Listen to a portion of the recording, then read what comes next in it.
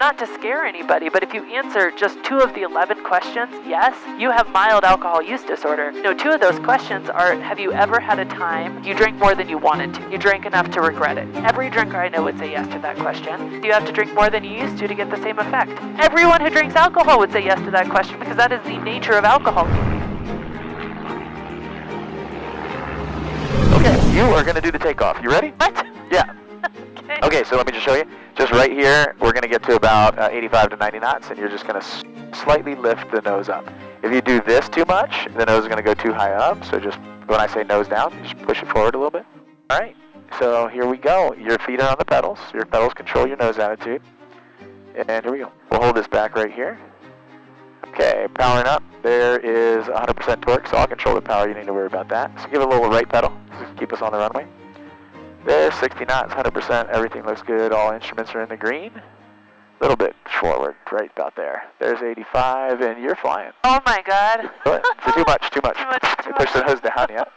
Push the nose down a little bit. Oh, wow. And let's make a left turn. Gear is coming up. A little bit more nose up, just slightly, just a little bit. Small movements is what you want to do in an airplane when you're flying. So just a little bit less turn. Too much turn? Yeah, too much nose down, so pull back a little bit. Oh my God. Nice and easy, so easy control. Smooth is fast. Okay, nice and smooth. Okay. So a little left turn, a little bit more left. So keep coming left. Look outside. There's nothing to see inside. Okay. You look outside, you see the horizon, we're in a left turn, you feel that. You can kind of feel the climb, right? You see more sky than ground. Yep. And let's keep that left turn coming. We'll go find the Grand Canyon if that's cool with you. So you can roll out right about there. So wings level. Wait, what does that mean? Just means like level the wings, so like stop turning. I should say Stop that turn. maybe, yeah. So stop your turn. Okay. A little bit more right. So here, the other thing you want to do is just relax. Oh my God. Relax I'm a little so bit. nervous. So lower your shoulders. Yeah, you're nervous. Okay. Lower the nose a little bit. Let's level the wings. I'm going to help you.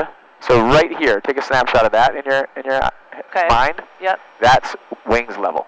Okay. So it's like don't forget, you can look all around. So if we stare straight ahead, we're going to get fixated on one point and we'll get confused. Okay. Your mind needs to see all around. It needs to scan. It needs to pick up different information all the time, right? We're orienting ourselves all the time, right? So okay, this is good. So let's try to level the nose. So we'll try to kind of level out. Gears up, flaps are up, all that stuff's good. And let's pick a point. So the key will be for us to pick a point out there to fly to. So let's pick just right of that peak right there at 11 o'clock, and we're not going to go over 5,500 feet. So we're at 5,000 feet. You're still climbing. Let me show you what wings level. Let me show you what level attitude looks like. Okay. So you know when you're not climbing. So right about there is we're not really climbing or descending. Okay. I'm going to trim up. Try to let go of the controls. So you can let go. It's not going to crash itself. Okay. So we kind of push the nose forward and then try to trim it out so you can let go. I'm always trying to let go. Oh, okay. Hand flying. So I'm always, right now I'll push the nose down a little bit and I'll trim it. I'll use this little wheel right here to trim. And then I'll just try to let go. Okay. Push down a little bit more. Try to let go. Now there's always small movements that need to happen. But we never need to make really big corrections in flight unless we're really hand flying and turning and throwing the thing around. Okay. You're still fine. You can still fly. All right. Can you fly and talk, you think, at the same time? Yeah, maybe. If not, then you can pass it over to me when we get a little further. You ready to go? Yeah. All right. Okay. So who are you and what are you doing in my airplane? Yeah, I'm going to pass it to you. Okay. I'll take the controls. I have the controls. So in aviation, we do a three-way positive change of controls. So I say, I have the controls, and you say, you have the controls. You have the controls. And I say, I have the controls. So then we're on the same page. If we were doing flight instruction, this is what we would do. So that everybody knows who's flying the plane. We both know. Okay, let's start over. Who are you, and what are you doing in my airplane? All right, my name is Annie Grace, and we're flying home from Pirates Cove, Las Vegas, Mastermind. So who is Annie Grace, and what brought you and got you up to such a status that you can come into the TBM 850 and be on my YouTube channel? So interestingly, it was I don't know if I'd say bad choices, or if I'd say, just getting stuck in some patterns that brought me to a really bad place in my life. And so unlike most of your guests, I'm kind of here because I was a bit of a hot mess for a while. I think we kind of all are at some point, but you have a different story. So what is that? My story kind of from the beginning is a little bit unique. I actually grew up in a one-room log cabin on the backside of a mountain with no running water and no electricity. There was no way to get there in the winter without snowmobiling or cross-country skiing. My parents were such intense hippies that my dad actually didn't own anything with a motor until I was about 1.5 years, and he realized that he needed to get a chainsaw to get some wood. He used to chop it by hand, and he needed to get a car to make sure we could get enough groceries. So my dad decided to live that way because he was a hippie. He actually had drank too much alcohol when he was in college, and he was really into just living kind of off the grid. He had grown up in Manhattan. He had a job in a film career, and he left everything behind. And so I kind of came into the world in like a different century technologically. But I grew up in this really pure lifestyle, and I had no sort of cautionary tale about alcohol one way or the other. It was just my parents didn't do it, so there was no real, oh, I'm watching them drink and I want to do it so bad. There was also, I'm watching them drink and I don't want to do what they're doing because they're making a mess of things. But when I graduated from college, my dad thinks it's very funny. I took things full circle, moved to Manhattan, and I remember my first day on the job, I hadn't really drank a ton in college, but my first day on the job, they took me out to dinner with some colleagues, and they bought me some drinks, and I didn't know what to order, so I ordered a Cosmopolitan because I was watching some Sex in the City. It was $25, and I was like, oh, that's expensive. But a few months after that, I had gotten a few promotions during my career when I was living in New York, and a boss actually came up to me and he said, Annie, why don't you ever join us at happy hour? And I was like, oh, I don't really drink. And he's like, yeah, that's not the point of happy hour. Happy hour is where the deals are done. This is really important to your career. And so I was really serious about my career, and it's kind of a unique story because I literally made an intentional plan on how to be able to go out to happy hours, start drinking, and not get out of control. And so I was like, all right, I'm going to have a glass of wine, and I'm going to have a pint of water, and I'm going to alternate those two things. And so I never felt tipsy because I had seen people just make, fools of themselves, and I was really serious about very driven, very type A.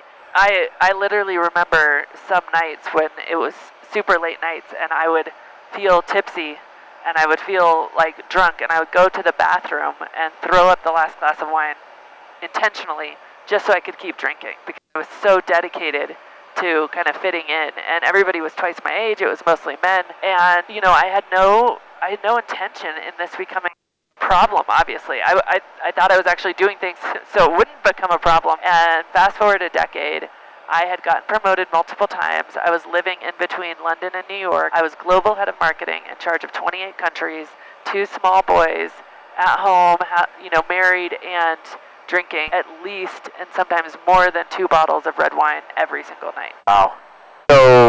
So what happened next? It's interesting because I was in this place where I literally thought that alcohol was the duct tape that was keeping my whole life together. I was looking around my life. I was busy at work. I was busy at home. I was trying to be all things to all people. And at least I had alcohol to relax. And I was like, oh, it for sure relaxes me. It makes things more fun. It helps me loosen up in the bedroom. Like, it was so important to my life. I did not think it was the problem. And then certain signs start to creep in. I remember this one moment where I was with my son, and I asked him to come sit on my lap, and he looked at me and he said, Mom, you smell bad, and your teeth are purple. And he didn't want to sit on my lap. He was about 4 years old. And it was just like ice in my chest. I remember feeling sick to my stomach, like, oh, there was other moments like that where things just started to pile up. I started to feel bad in the mornings. Anxiety was climbing in my life. I felt less and less. And I remember one day thinking, like, is alcohol the problem? And honestly, this was one of the most terrifying thoughts because I thought it was my best friend. It was the thing that I did for fun. It was the glue that held me together in my life. It was how I socialized. It was how I was good at my job. I gave it literal credit for being good at what I did. It was how I networked. It was how I was funny. All of these things were so important, and that is spectacularly beautiful. Holy cow. It is.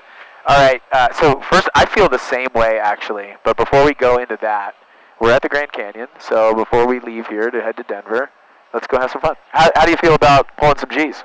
Oh, I love G's. Love G's. I love the G's. Okay. All right, so I'm actually going to do something a little bit different that I've never done with another guest before, is we'll start at the beginning of a loop. So if I was doing a loop, unfortunately I can't do a loop in this plane. We could do it once, or I could do it many times and then we just wouldn't be able to sell it afterwards. So we blow the nose like this, get about 220 knots in the military, and then we would say something like this. You ready to go? No, I'm not ready to go. You're not ready to go. Okay. I'm gonna take a Dramamine. Oh, it's not gonna be that bad. Okay. I don't think. And if you take a Dramamine right now, it's not gonna help you for this flight. Yeah, that's true. All right, you ready? Okay. Okay, so you gotta make sure the wings are level, and I would say something like this. G's coming on now, now, now. And we would pull up.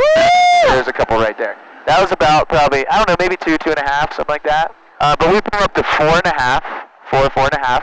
I'd keep those G's on, and we would fly right over the top. We'd get a little bit light at the top. And then on the back end, I'd start say G's coming on now, now, now, and we pull those G's back on again to level out the exact same altitude that we went into the loop on. Wow. So so that's probably my favorite way to grab some G's is backstick. The other way is in a turn. You can pull some G's. Do you want to do it again, or is it you had enough? No, I'm good. I like more? it. Okay, you like it? All right, so G's coming on now, now, now. There we go, and we would pull all the way over the top. Literally. So that's only about like 15 degrees nose up, but we'd go like all the way over 90 degrees, really fun. How many G's do you get in a full loop? Just that entry and exit, 4.5 G's usually. And then like there's some other maneuvers that we have that are a little bit like this. Like 0. Awesome. So a little bit like that. So a little bit like Tower of Terror on the G maneuvers. So I thought that was pretty fun. I love that feeling so much. You do? I love it. I feel like growing up, I started drinking at a really young age, and I got like there's a lot of alcoholism in my family. I certainly don't blame it on that. I have my own free will and choices. But I was a soccer player, somewhat popular in high school, and just like it was the thing in high school to like go figure out how to get beer. I remember I think the first time we got beer, I was probably like 16 or 17 years old. No, yeah, I was in high school. I was like a freshman in high school, so maybe 15 years old. I couldn't even drive, and an older kid would drop some by the house, and me and my friends were like drinking that, or we'd drink a Zima at my friend's mom's house, like his parents weren't really around, they didn't really care, and we'd go to his house after school and do that. And it just became something like, I feel like it became a lot like attached to my identity. It was like I could not feel like I have fun out with my friends or at a party, or I wasn't funny unless I was drunk. And so when I had my son, my first son, I just said, you know what? I was building my businesses, and it just wasn't serving me. And my dad took all the alcohol in the house and didn't drink when I was a kid. And so I was like, well, that was a great example for me. Why don't I do that for my kids? And I just stopped. And I joined a community of real estate investors who were run by LDS guys. They were Mormon guys.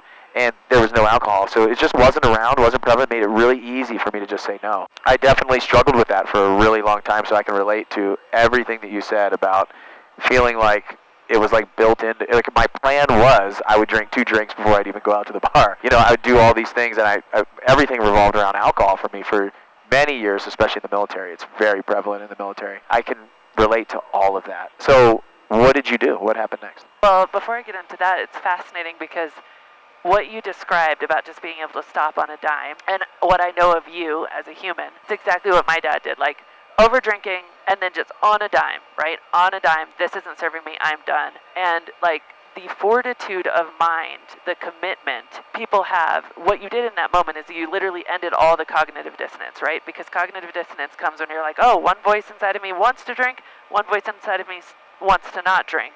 And then when people get to that point, like in my story, I was like, oh, alcohol might be the problem. All of a sudden there was a second voice. So I had just one voice, and it was like, alcohol is great, just drink it all the time. Then all of a sudden there was a second voice. What happened with you? That second voice showed up, and you're like, all right, I'm done. And it was like, didn't argue with yourself anymore. You didn't create more pain. One powerful decision makes thousands and probably millions of future decisions irrelevant, right? You just decided. And that is called spontaneous sobriety, and it's actually been studied. And it is multiple more successful than any traditional treatment program. And it's fascinating because some people just have that fortitude of will, like they just make that type of firm decision. But a lot of people like me, I entered into a point where, okay, now there was two voices. And one voice wanted me to drink more, and one voice wanted me to drink less. And all of a sudden I was in conflict, and that conflict created lots of pain, and I had literally trained my body to, when I'm in pain, escape it with a drink. And so, fascinatingly, when I decided I was going to drink less, was really the moment that my drinking got out of control. Okay, let me ask you a question. So I never had, like, come home from work and have a drink. I always drank in excess on the times where I would decide to drink. So it's never like I got to a point where I was like, oh, I'm going to have like 2 beers after work every day, or things like that. Do you feel like that plays at all into this being able to turn it on or off? Or is there something else? Like, have you found a common theme or a pattern among the people that you work with? Or is it really just you have it or you don't? Well, I think that anybody can get it, right? Like, anybody can have the tools, with the right tools, to end the cognitive dissonance. It's just some people can come to that on their own. Like, you strike me as a person where you're like, you told me the other day, you said, when I do something, I don't play to play, I play to win.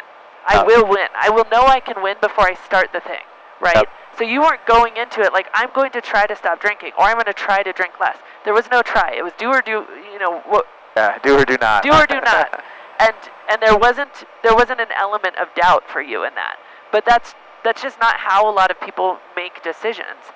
And it's interesting that when we think about ending that cognitive dissonance, that is what actually, I think, not just makes people successful at not doing the behavior of drinking, but makes people emotionally successful at actually feeling free from a drink.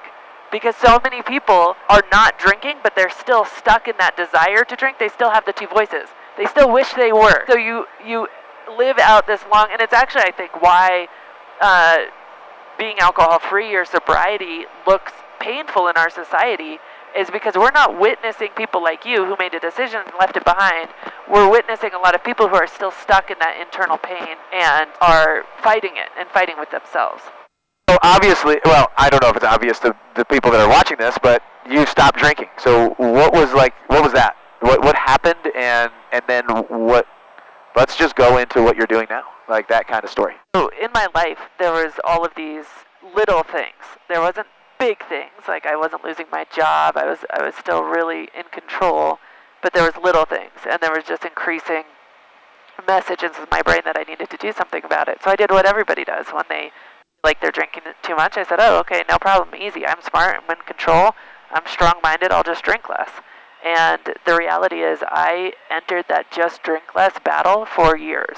And in that, it was like this: make rules for myself. I'm not gonna drink until the weekends. And then it would be like, well, that's too much. I'll just drink Thursday, Friday, Saturday, or Wednesday. It's kind of hump day. I'm gonna just drink Wednesday, or maybe I'm just only gonna drink 1 glass of wine a night, and that turned into 2 or 3. Or I'd wake up the next morning and I couldn't even count how many glasses I drank. And something was happening inside my brain that I didn't recognize at the time, was that internal fight. And it was causing, if you imagine this, if you imagine walking down the street and witnessing somebody fighting with each other, you might have a body response. It might be uncomfortable. Or if you're arguing with somebody who lives in your own home, you would be even more uncomfortable, and it's even more painful. But we discount the fact that most of us are arguing with ourselves all the time. Like, we have these multiple voices inside one head, and we're arguing with each other. We're blaming ourselves, shaming ourselves. My voice would sound like, what's wrong with you? This is disgusting. Don't you care about anything? Don't you care about your boys, your family? Like, you're gonna kill yourself? This is pathetic. You're weak. It was so intense. And then there's this other voice that was like, hey, it's no big deal. You'll get control of this someday. You can have one more. It's been a really hard day. This has been so intense. You've had a brutal week. And, the one voice was so friendly and nice and soothing, and it was a caretaker voice, but it was just trying to take care of me with the wrong tool, which was alcohol, which was never going to make anything better.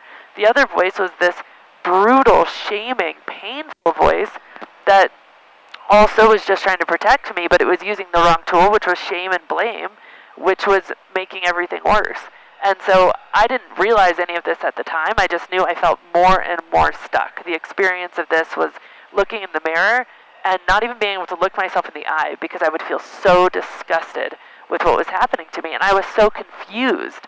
I've always been like really intelligent. I've always been really in control. I pride myself on how far I'd come in my career. I didn't know anybody who was as successful as I was at the time from my peer group, and yet there was this thing that literally felt like handcuffs in my life, and that lasted for years, and I think that's many people's story. So you got these like two voices in your head, and it kind of sounds like you're beating yourself up internally. What did you do? Like, what happened next? So there was one week when I was in London, and I was there without my family. They had been coming with me a lot, and we'd been living over there a little bit, but I was there without my family. I was coming back, and it had been just the booziest week, so boozy, and I was up till 3:30, and some coworkers, we were having a party in somebody's hotel room.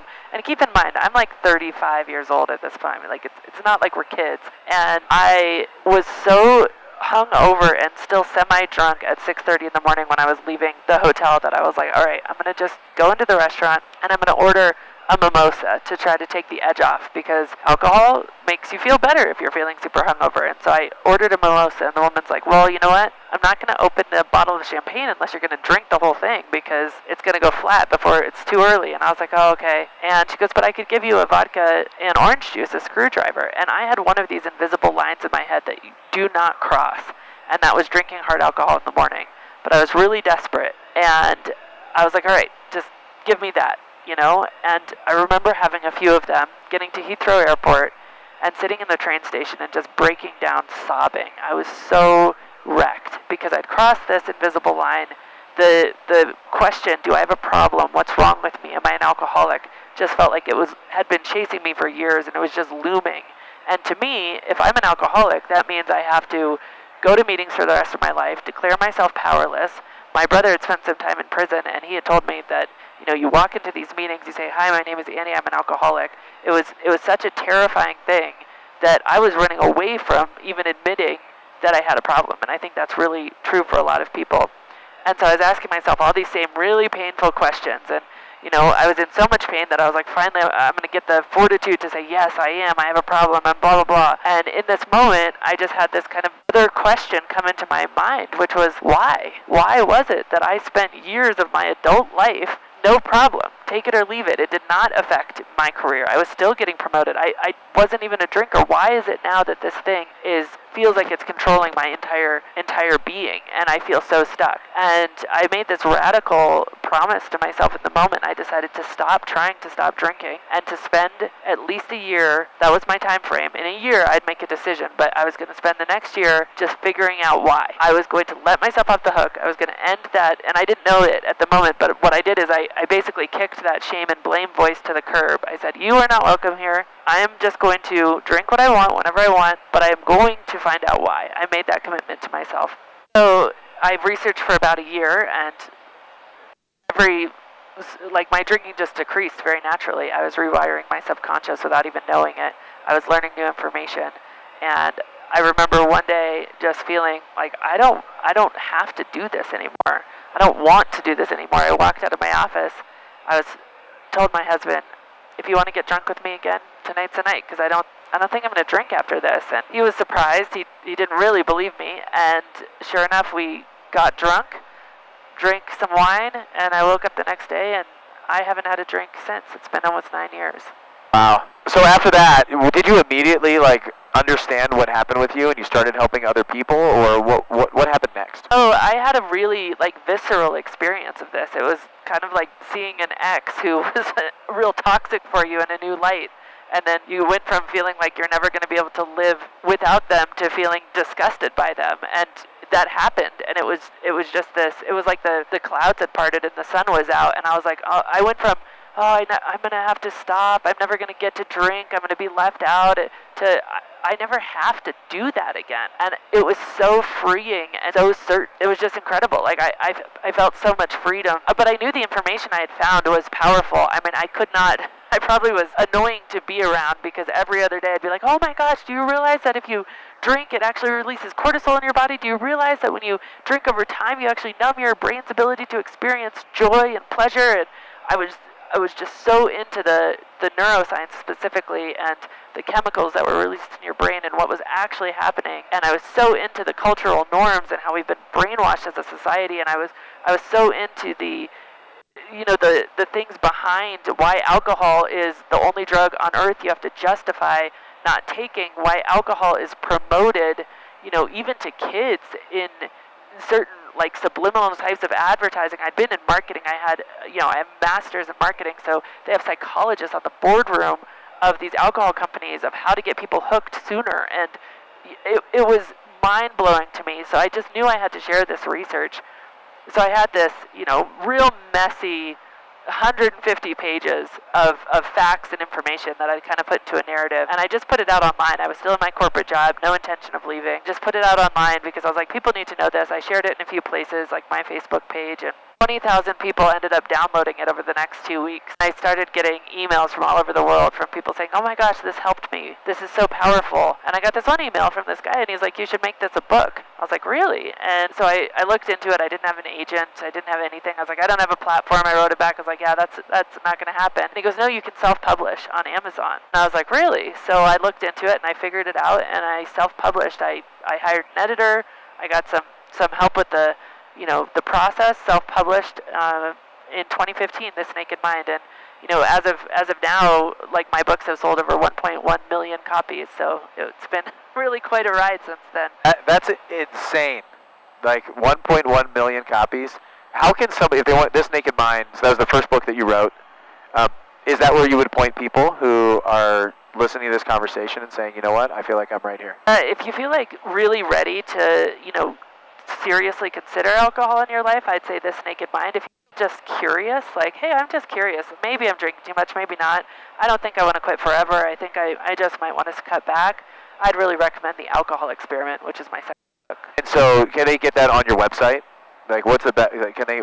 Amazon, Barnes & Noble, anywhere books are sold. Or we have a totally free, always will be, 30-day video challenge with The Alcohol Experiment. So you can go to alcoholexperiment.com, and with the book or without the book, it can stand alone. Awesome. We'll link that stuff in the description for you guys. So then, you wrote this book. What happened next? I mean, I'm just sitting here like, I just want to hear this story. Like, normally I'm asking different questions, but I can really I feel like I'm asking the same question over and over. What's next? What's next? Because it's fascinating. It's like watching history unfold. And I know you. I know what happens next, but they don't, and it's really amazing, like, what you've been able to do and how many people you've been able to help with this. So what was after this? You wrote this book.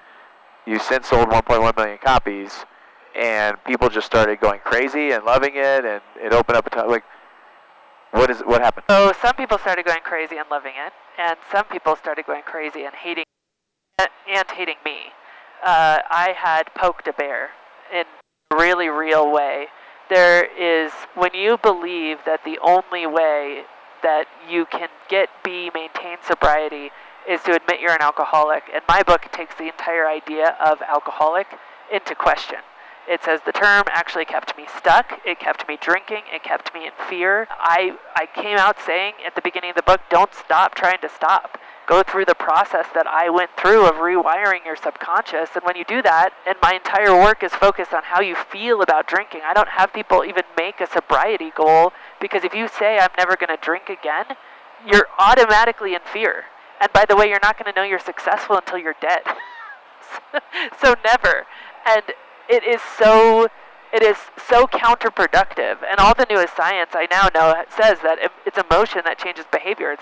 It's not repetition of the behavior, it's not time, it's how you feel about it. You can just sense check that in your own life with something you've changed. Feel good about it, and it changes over time. And the reality is that I really pissed people off. In fact, right before I published, there was a group of 7 or 8 experts in the field who wanted to get together and get me on a Zoom call, and they wanted to tell me all of the reasons that I needed to not publish this, that I was going to kill people, I was getting threatened by people. People were saying, you don't know what you're doing, you're meddling in something you don't understand. But then for every, one of those messages, I was getting probably 30, 40, 50 of these, oh my gosh, thank you, this never worked for me. So I had a choice, and actually my employee number 1, DeAndre, one of my closest friends, he looked at me and he said, don't get on this call. He's like, check in with yourself. And I checked in with myself and I was like, no, this needs to be known. I need to say this. And so I did it, and it was a lot of tears. I wish I had this intense military background so I could have stood up to it, but it was really hard for me to be so publicly not liked by a certain percentage of the population. And I'm really excited to say that now 8-9 years later, there's an entire sober curious movement, and non-alcoholic drinks are taking off, and it's not abnormal to be interested in taking a break. There's millions and millions of people who take breaks from alcohol, but at that point in time, there was one way, and if you're gonna, rock that boat. But a lot more people did love it than hate it, and they asked for additional stuff. People wanted an audio program. Somebody wanted a workbook, so I just started making what people asked for. Somebody wanted a video course. I did that. All of the people, they wanted to get together for a live event. So in 2018, we had our first ever This Naked Mind Live. People came from all over the world. I remember one woman walking into the room from Australia, and she goes, I have a message from you for my daughter. And she showed me this video, and it was just like, thank you so much. You've given me my mom back. And I was just like, all right. I'm here for this. Like, I'm going to do this. So I ended up quitting my job and just making a commitment to get this message to as many people as possible. I mean, I'm like tearing up a little bit thinking about that lady walking in from Australia and saying, I have a message. Like, I can only imagine, like, I can feel it, like the power of an actual movement, poking a bear. Like, it's like going up against big tobacco, going up against alcohol, like really like looking at the giant and saying, I'm not willing to let you take over. And creating a real movement. What you were talking about this past weekend, us getting together and talking about all the things that we're doing in the future, like, I think you have something that a lot of us don't have, and like you are changing the future of the world, like society and this idea, and the more you can do that, the better we will be. Like, I think a lot of people have a big problem with this. You mentioned something about like AA, standing up and saying you have a problem. You mentioned alcohol is the only drug that you have to apologize for not taking. These kind of things that really hit me hard. Maybe you could talk to like the other way, like why AA is a problem, why some of these other ways are problems, and why you think your way is the best way. So I do want to caveat this, because let's go back to 1929 when AA was founded, and there was nothing. There was nothing for anybody. It was either you were going to be in a hospital or in a back alley or dying. And then AA came about. It was the most beautiful thing for people to get in a room and tell the truth to each other, right? And what's made AA so incredible is it's communal. It's decentralized. No one person owns it.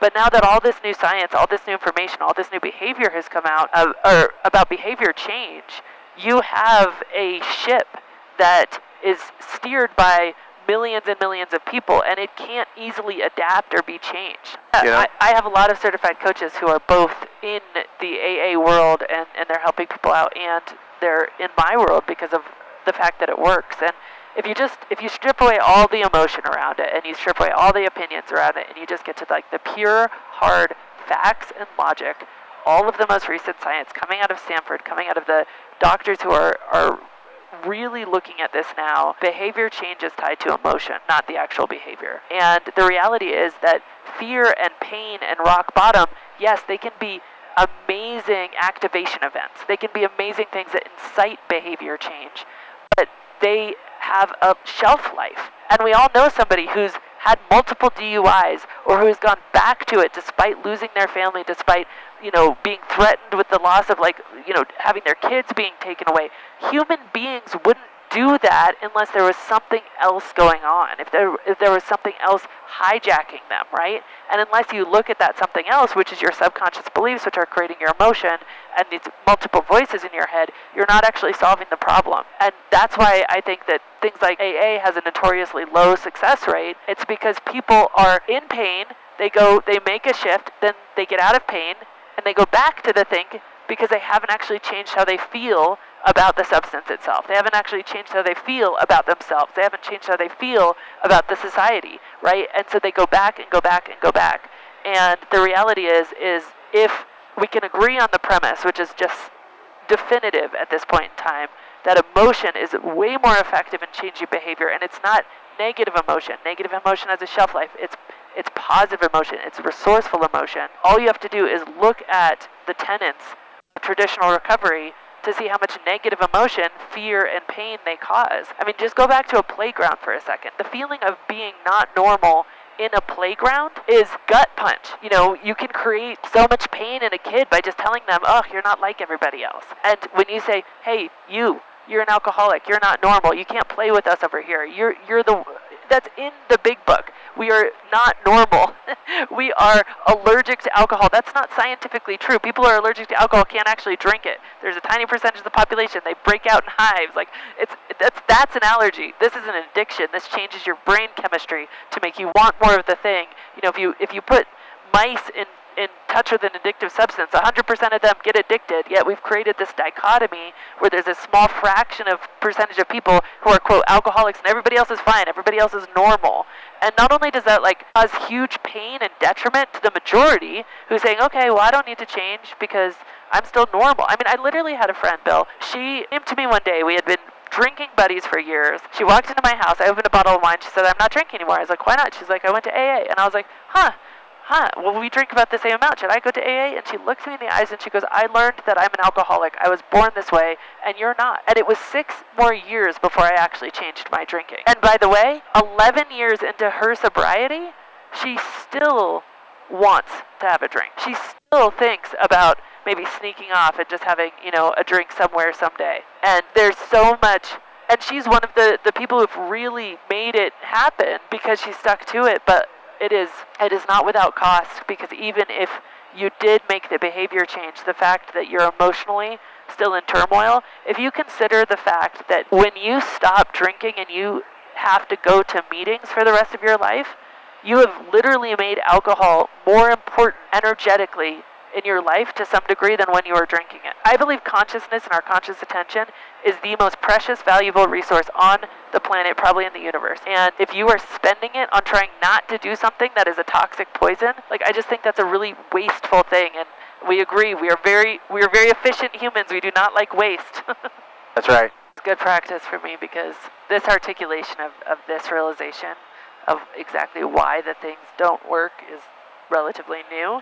And I haven't really said it a lot. Well, this is pretty much it, you know, and I'm like, this is more rocks than I usually... Bro? I mean, I think you need to throw some boulders. I know, that's for sure what I think too, but like, physiologically, I'm like having a response to it. I'm like, oh, okay, here we go. Yeah. Well, I mean, it's some of the ways that we've been talking, like, off camera, right, have been very interesting to see, because you're right. Like, you're right. And I think so many people will be like, yes, yes, yes. Like, I feel like entrepreneurs themselves are very addictive personalities. Like, I have a very addictive personality. I'm all or nothing, really. And I think that helped me. I was all in drinking, and now I'm just like, no. And I'm all in business. So what I find is these things are giving me some level of significance, and they have some control over me, right? So, like, my business, it definitely gives me the majority of my human needs, for sure.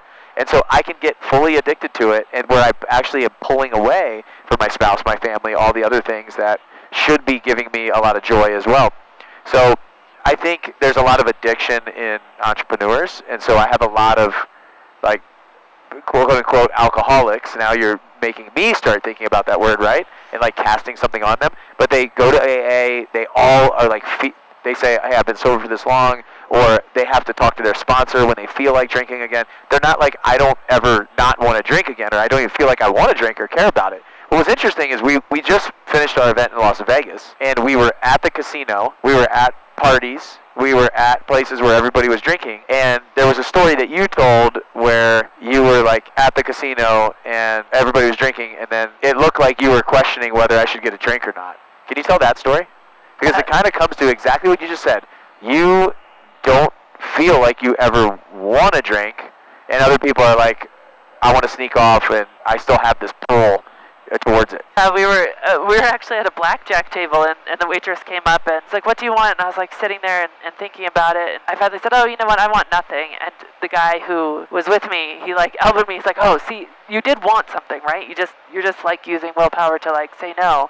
I was like, no. I was actually thinking, is it too late to get a cup of coffee? Because it's like 11 o'clock at night. Like, I literally changed how I felt. It's like imagining an ex-boyfriend. You don't even remember their birthday. There's nothing about it that's attractive to you. Alcohol and ethanol, it's the same thing. It's the same chemical compound that goes in your gas tank is what you're putting in your body, right? How can that be good? Think about during COVID, we're using hand sanitizer, and we're killing all of the germs on our hands. There's this microbiome in our gut of useful stuff that helps us stay healthy and alive, keeps us not out of anxiety, out of depression, and we drink and it kills that entire multitude of organisms every single time you have a drink. It's just killing the bacteria and the flora inside of you that makes you healthy. And there's nothing in me that would ever say, like, yeah, that's a good idea. That being said, I never say I'm never going to drink again, ever, because it just puts me in a place of like rules. I want to be free. I don't want to have rules. I don't want to live in that place. So like, yeah, I drink as much as I want whenever I want. I just haven't wanted to drink in, almost 9 years now. That's really cool. And I actually feel the same way. So for me, I actually never really feel the pull to do that anymore at all. Like, I didn't feel good. I didn't feel good after. I didn't feel good during. It didn't ever serve me. And honestly, if I was just like, I don't have to do that. I don't feel like it's like a requirement that once a year I have to have this alcohol. And honestly, this year, I didn't even do it. Like, we went as a family, and I had like one drink when I was there because my cousins were there. And I was like, I'd rather be drinking like a glass of water or just a fruit punch. Like, I felt like that's what I was drinking. There's nothing in my head that's like, I really need to get drunk. And because I was always drinking to get drunk. I was never drinking socially. I was never drinking for any of this. So, I don't know. It's interesting. I think everybody's got their own story in their head, but for me, I feel the same way as you. I was at the same casino. I was at the blackjack table. My own free will is there. If I wanted to have a drink, I would, and I just chose not to. Like, nothing that tastes good about it, nothing that I really enjoy. I just go back to the place of like, this is really negative for me. I don't want it. I drank like 4 bottles of water. I got free $5 bottles of water at the blackjack table. It was great for me. What's interesting about what you're saying is that that's like one of the core tenets of my approach. It doesn't have to be 100% is success, 99.99% is failure, which is how we measure sobriety, which is ridiculous. I mean, it's ridiculous. Like, what else on the planet do we measure like that? Nothing. And yet, that's how we measure it. I remember listening to an episode of Dax Shepard's Armchair Expert podcast where he's like, 16 years, it's called Day 7 because he had 16 years. And then he had 7 days. And now he can't claim his 16 years. And it's like, you started over for 16 years because of a few, like, how does that make sense? We don't measure anything like that. We celebrate in almost every other area of life relative successes. If you increase the profit of your business by 1 or 2 percentage points, like, that's a big deal, right? But we don't think, okay, if I reduce my drinking, that's a big deal. And actually, that black and white mentality, like, it keeps us stuck in so much negative emotion. If negative emotion is the enemy, the shame and blame that comes from, or the hiding, or the not wanting to admit it, or the not seeking out your community, hiding from your community because you feel ashamed because you gave in to temptation, like, we call it data points, not relapse, because every single time somebody has a drink when they don't want to, and you can have a drink and you want to, it's not a data point, right? That's just, you're just being a human and not making alcohol important in your life. It's irrelevant. And my goal for myself, I really teach that you need an emotion-based goal instead of a behavior-based goal, because the goal of never drinking again is, I believe, toxic. Even the goal of like moderation or 3 drinks a week or 5 drinks a week, they make you feel like handcuffed. They make you feel unfree. But for me, my goal was I want alcohol to be small and irrelevant in my life. I can achieve that whether I drink, whether I don't drink. That's irrelevant. If I feel emotionally like it's small and irrelevant, I will be successful. We say that's your goal. That's your North Star. That's where you're headed. Alcohol needs to be small, or whatever it is for people. People say, I want to feel free, or I want to feel empowered around alcohol, or whatever the case is.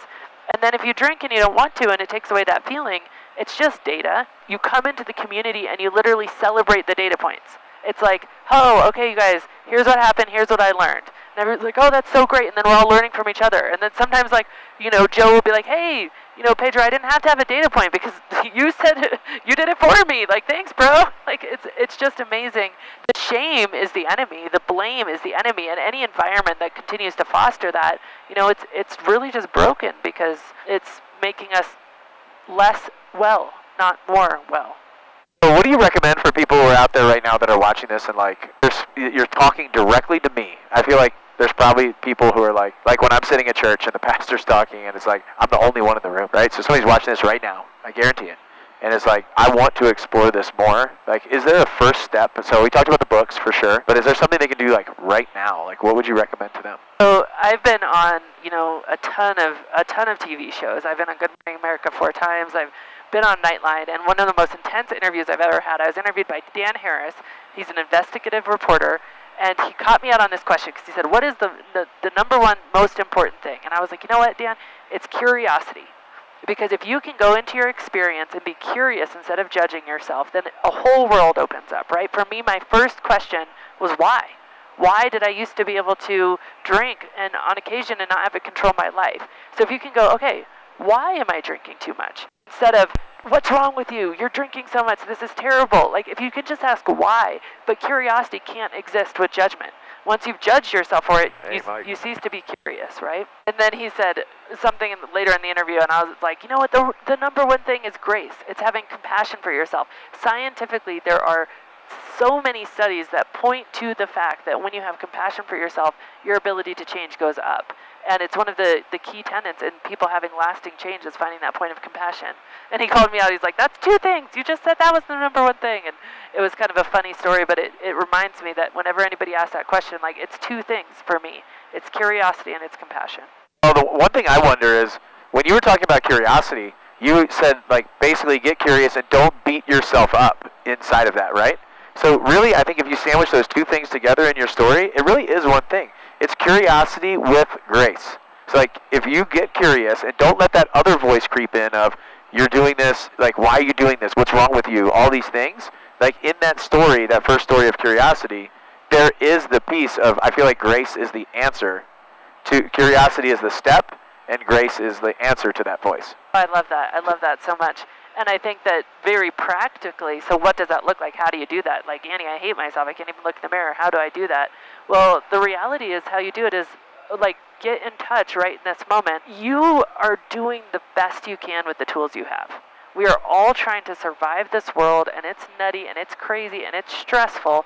And society has handed you on a silver platter, here is the elixir of life. Here is the tool to handle all of your problems. Social anxiety, alcohol, stress, not good at networking, alcohol, whatever it is, here's the tool, and it's so ingrained in us, right? Alcohol is so prevalent. A vast majority of adults drink, and a lot of teenagers drink. It is so ingrained that for you just have the wrong tool.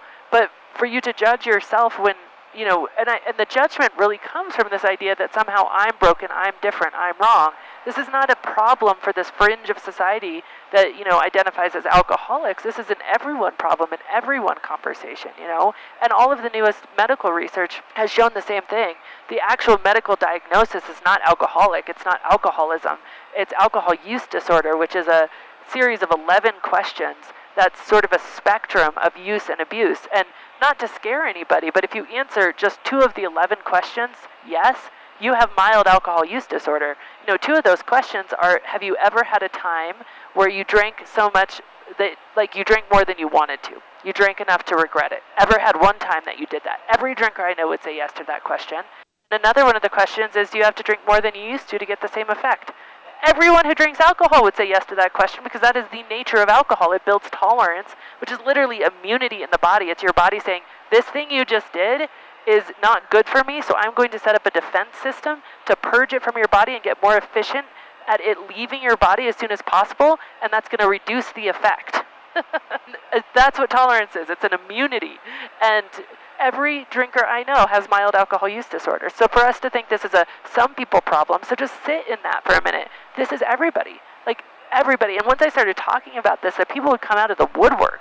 They're like, oh my gosh, me too, right? Me too. But we've stigmatized it. We've swept it under the closet. We've made those people, we all have this, we just came from Vegas, and we all have this vision in our head of someone on the street corner, 2 bottles in, who can't, slurring their speech, drooling, and we're like, oh, if I'm not there, then I'm fine. You just hit, like, every single thing that I think back to my time of, like, over-drinking, blackouts, like, don't remember what happened, embarrassing things, beating myself up the next morning, and thinking that I won't do it again, and saying I won't do it again, and then honestly saying I'm not drinking again, and then 7 days later, again, right? And just, like, that was my life, basically, in the military and as a young adult of what I was doing. Let's circle back to something, because you said something at the beginning. You asked me a question. I didn't actually answer it. You said, what's the difference between somebody who comes home every day and has drinks, regular drinker, they're a daily drinker, and somebody who's totally in control, and then on the weekends, they're totally out of control, right? And it's so interesting because so much of that is the same thing. I mean, we've just created this firm decision during the week that we're not a drinker, and then on the weekends we are. So you're just kind of using that same tool, right? But the reality is there's a real trap in that thinking, because I thought as a regular drinker who never got out of control, oh, well, I'm not like them. I see those people who are totally sloppy at the bar. And then, you thought as somebody who is getting out of control, oh, well, I'm not like her. She drinks every single night. And both of us have created this trap that just keeps us stuck. Yeah, I agree with that. And I was like, oh, well, yeah, I'm not as bad. Like, so my brother comes home and has drinks like every day after work. And I'm like, well, I'm not that, but I'm this binge drinker, right? So I kind of like put myself in a bucket of what I was doing. And, well, it's maybe that's what all the people, my friends, were doing. And I was actually doing a little bit less than them because they were binge drinking with me. And then they were also drinking during the days, like every day. Yeah, like, the fact that I was literally drinking less than almost everybody I knew was one of those things in my mind that I was like, oh, I'm fine. And so I was never looking at my own experience to gauge if this was good enough. We ask this question, is this a problem? And I'd really recommend this to anybody who's listening. If you're asking yourself the question, is this a problem? I think it's time for us to replace that with a much better question, which is simply, would I be happier doing less of this? And then I think the answer to that is, if you think that's a possibility, let's say it's a hypothesis, yeah, it's possible. The alcohol experiment is 30 days. 86% of people report being happier and having less anxiety. Just over 30 days. And a huge, majority of people report actually losing weight, looking better, your skin gets better, your eyes get clearer. It's a super, vanity glow up. I definitely look younger at 45 than I did at 35. And it's amazing how we're preventing the experiment by the question is, do I have a problem? Because do I have a problem? Imagine the answer to that question. It's so terrifying. What does that mean? There's something wrong with me. I'm not normal. All of the things we've been talking about. But would I feel better doing a bit less of this? Hey, it's not forever. It's 30 days. Let me experiment. Let me put that hypothesis to the test and see if it's true. And if it's not true, go back to drinking. No harm, no foul. I've seen many people on Facebook who've said, friends of mine, they're like, I'm taking a break, just like this, 30 days, and they report they've lost weight, feel better, more energy, all these things. And then they're like, I think I'm going to do more of this. And that's it. They go back and they're also like, I don't really want to have a drink anymore. So it's been interesting to watch that. I've seen a lot of this happening and popping up a lot because of you blazing the trail and talking about this and promoting it. You're absolutely brilliant, inspiring. It's incredible to watch. This is an interview that I don't want to stop talking. We could fly 6 hours and just do this the whole time. What are you doing now? What's next for Annie Grace, This Naked Mind, all the stuff that you're doing that people can think about and look forward to? And you, what's the vision like for the company and the plan for you? I really just had the opportunity to present this for the first time, and you were in the room, and I really want to disrupt the system that's not working. I have this pretty large, but it's still a massive kind of underground cult following of people, this minority, but every change in history has started with just a few. It's just a few. It's the minority that is willing to go against the status quo. It's willing to not be the sheep. It's willing to wake up and be like, you know what, there's a better way. And, I want that few to become a groundswell, and I want to disrupt the system. It is so broken. The rehab system alone is a $5 billion a year industry I was on a phone with a guy who does efficacy-free rehab. He told me it was a 4% success rate. 96% of people are drinking. 4%. His literal quote was, 96% of people are drinking by the time they hit the mailbox. And this guy does efficacy studies for rehab centers. That is his role. And he told me that in confidence. But that's all right. I was like, whatever, man. It's not going to be something I can point to or publish, but that's what he said. And a lot of them aren't even tracking efficacy because 97% of rehab is paid for by insurance. And insurance cares much more that you're following the formula than you're actually necessarily getting better. It's become so bureaucratic, and it's just keeping us stuck in so many ways, but well beyond rehab center, because I do believe it's only a tiny fraction of people that actually need to check themselves into a center. In fact, according to the CDC, it's less than 10% of excessive drinkers who are at that point of chemical addiction to alcohol. Most 90% of excessive drinkers are not at that point. We're not actually chemically addicted. It's a mental and emotional state of mind, and we can change that. We can rewire how we think about it. So I am looking forward to, I've trained, I've certified hundreds of coaches. So many of my coaches are already therapists, counselors, medical doctors who are like, I didn't have a way to help people with this problem. Everything I told them was not helping. And so I want to be able to help people better. And yeah, I really want to affect change in this area. So if somebody's listening to this and knows somebody that that they think this could help and things like, I think this is the most shareable interview I've ever done. I think this is something that everybody needs to have. Like, everybody on the planet needs to watch this, needs to listen to you, needs to at least ask that question for themselves, read the book, those kind of things. Like, what can they do for somebody else in their family, a friend, something like that? Is it just share this video with them, let them watch it? What could they do for somebody that they think, not think that has a problem, but thinks they want to share this with, so they can listen and make their own decision? Yeah, I think absolutely share it, and just, you know, as much love as you can pour on that person even when it's hard, I think is really important, because you have to understand that if you're frustrated with their behavior, if you're they hate themselves so much. Now, they can't show it, because I feel like if they show it, that's admitting they're stuck in a prison they don't know how to get out of. That's literally what it's like. It's like being handcuffed and not having the key. And if somebody's just yelling at you about, like, why are you in those handcuffs? They're like, I know, I can't help it. I feel so stuck here. But to give voice to that is beyond what a lot of us can do when we're really stuck, because the shame is so great. And so, yeah, share it, and, you know, just love on them. You know, self-compassion can often, it's the key to change, and it can often really start with someone having compassion for us before we're ready or able to have compassion for ourselves. That's the airport. Can you see it? Yeah. It's like 2 o'clock south of that lake, so it's down there with all the white buildings. That's it. You're going to land. Oh, I'm not going to land. Yes, you are. Yeah, you are. Oh, So God, I'll help you. I'll talk you through it. I'll get you set up. So I'll have to get us like down a little bit lower. It's right there. You see it now? It's like, you can still have it. See, we're going to land that way, pointed south. So we're coming around. We're going to make a right turn, and we're going to come around and land pointed south. 3762 for 264. How's it, Pete, to go? I remember when I was learning how to fly, my instructor would be like, do you see it? I'm like, yes, but I didn't. I think I do. I think it's that thing with the diagonal.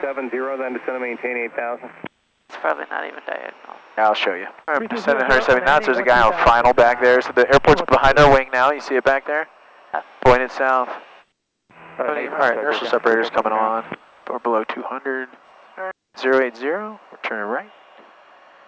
Setting up on a base turn now. He knows I got the field in sight. He's going to switch us over to tower in a few minutes. We're landing 17 left. So there's going to be 2 runways, a big one on the left and a little one on the right. You can see the piano keys, the white lines up just in front of the wing. There's 2 runways. Did you have the airport in sight? Okay, we got traffic on the parallel, so we got...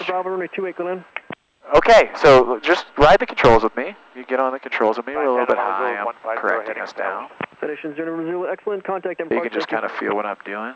There's I got the little Cessna on final there. He's no factor. Yaw damper's coming off.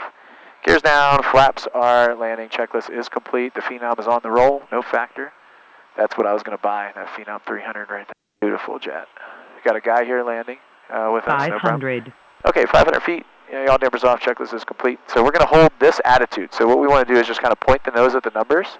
And what we're going to do is as those numbers kind of disappear underneath the aircraft, you're going to slowly bring the nose up to level it, and we're just going to sit there and just slowly pull back on the stick nice and easy to kind of flare and keep the nose up, because we don't want to hit the prop on the ground. This is really nice. So this is nice, 85 knots. We just keep the nose right there at 17 left. Just keep the nose there. Gear is down. Gear's down. I'll control the power. A little bit of wind there, no problem. Keep control, right there. Point the nose at the numbers. Nice. Now we just level it a little bit, right there. Oh, hold that. A little bit of pull back. Airspeed. Yes! Oh my God. Nice job. Really glad they build planes with training wheels. You can let go of that if you Okay, want. yeah, I do. My hands are all sweaty. Turn left, your discretion, ground point 8. What do you think?